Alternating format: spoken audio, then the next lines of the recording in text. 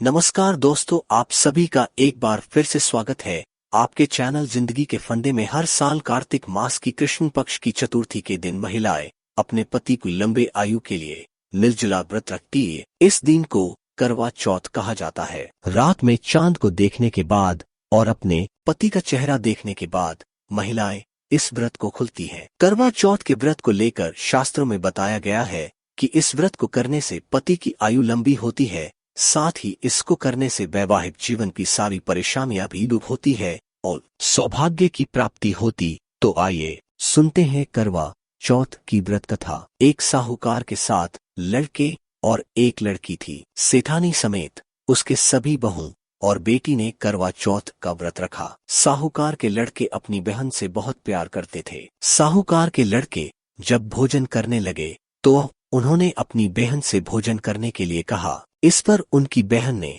जवाब दिया कि भाई, अभी तक चांद नहीं निकला है, चांद निकलने पर उससे अर्घ देकर ही मैं भोजन करूंगी। बहन की बात सुनकर भाइयों ने नगर के बाहर जाकर एक पहाड़ी पर अग्नि जलाई और चढ़नी ले जाकर उसमें से प्रकाश दिखते हुए अपनी बहन से बोले, बहन चांद निकल आया है, अर्घ देकर भोजन कर लो। साहूकार की बेटी ने अपनी भाभियों से कहा, भाभी देखो चांद निकल आया है, आप भी अर्घ देकर भोजन कर लो। ननद की बात सुनकर भाभिया बोली, बाईसा यह तो आपका चांद है, हमारा चांद आने में अभी समय है। वह भूख से व्याकुल थी। वह चांद को अर्घ देकर भोज न करने बैठ गई। जैसे ही उसने पहला निवाला खाया उससे छींक आ गई। दूसरा निवाला खाते ही उसमें बाल निकल आया और तीसरा निवाला अभी खाने ही वाली थी कि उसके ससुराल से बुलावा आ गया कि पति बीमार है, जिस भी हाल में हो तुरंत ससुराल पहुंचे। उससे विदा करने के लिए माँ ने जब बक्से से कपड़े निकले तो काले कपड़े मिले, दूसरी बार सभी कपड़े सफेद निकले। बेटी बोली, माँ तुम रहने दो, मैं चली जाती हूँ। माँ घबरा कर बेटी से बोली, बेटी रास्ते में जो भी छोटा बड़ा कोई भी मिले सबके पैर पड़ती जाना, जो भी पूर्ण सुहागन होने का आशीर्वाद दे तो वहीं अपने पन्ने में गांठ बांध लेना। बेटी बोली ठीक है, और वह अपने ससुराल के लिए चल दी। रास्ते में उसे जो भी मिला सबकी के पांव छोती गई। सभी ने सुखी रहो, पियर का सुख देखो, खुश रहो का आशीर्वाद दिए। ऐसे वह अपने ससुराल पहुंच गई। ससुराल कर दरवाजे पर छोटी ननद खेल रही थी। जब उसके पांव छुए तो उसने आशीर्वाद दिया, सदा सौभाग्यवती रहो, पुत्रवती रहो और बूढ़ सुहागन हो। यह सुनते ही उसने अपने पल्ले से गांठ बांध ली। घर में अंदर गई तो उसने देखा कि उसका पति मरा हुआ जमीन पर लेटा है और उससे ले जाने की तैयारी हो रही है।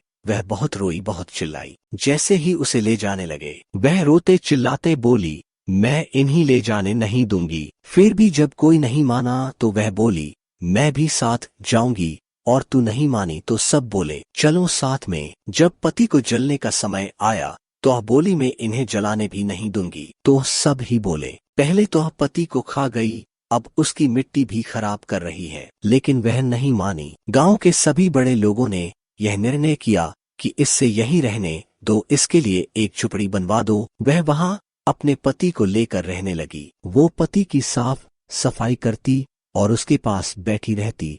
उसकी छोटी ननद दिन में 2 बार आकर उससे खाना दे जाया करती। वह हर चौथ का व्रत करती, चांद को अर्घ देती, ज्योत देती, और चौथ माता आती तो कहती, करवोले करवोले भाइयों की प्यारी बहन, करवोले भमी पुकारी करवोले। तो वह चो माता से अपने पति के प्राण मांगती, पर चौथ माता उससे कहती कि जब हमसे बड़ी चौथ आएगी तो उससे अपने पति के प्राण मांगना। ऐसा करते करते सभी चौथ आई और सभी यही कहकर चली गई। आश्विन की चौथ बोली, तुझसे कार्तिक की करवा चौथ नाराज है, वह ही तेरा सुहाग लौटाएंगी। जब वो आएंगी तब उनके पैर मत छोड़ना। जब करवा चौथ आने वाली हुई तो उसने अपनी छोटी नंद से पूरे श्रृंगार और सुहाग का सारा सामान मंगवाया और करवे भी मंगवाए। सास ने सोचा, पागल हो गई है, जो मांगती है दे आओ। साहूकार की बेटी ने करवा चौथ का व्रत रखा।